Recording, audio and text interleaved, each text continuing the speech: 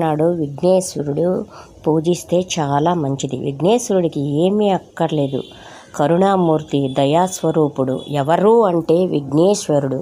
కేవలం ఒక్క గడ్డి పరకతో పూజిస్తే చాలు. ఎంత పెద్ద విఘ్నాలనైనా రానివ్వకుండా ఆయన ఆపగలిగే శక్తివంతుడు. 2 చేతులు జోడించి ఒక నమస్కారం చేసి ఒక గడ్డి పరకను తీసుకుని అక్కడ పెట్టి నమస్కారం పెడితే చాలు.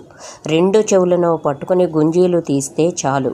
ఒక్క సాష్టాంగ నమస్కారం చేసి 4 మొట్టికాయలు తల మీద వేసుకుంటే అపరాధ క్షమాపణ చేసేస్తారు. అంతటి మహానుభావుడు కరుణామూర్తి విఘ్నేశ్వరుడు.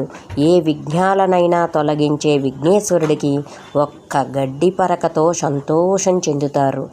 ఏదో తాపత్రయంతో కాదు, విఘ్నేశ్వర ఇంతే కలిగింది అంటూ ఒక్క గరికను ప్రసాదించి, స్వామి ఇదే ఇవ్వగలిగాను అంటూ ఒక గరికను ఆయనపై వేసి పూజిస్తే బోలా శంకరుడు ఎటువంటి విఘ్నాలు లేకుండా చూడగలిగే తండ్రి విఘ్నేశ్వరుడు.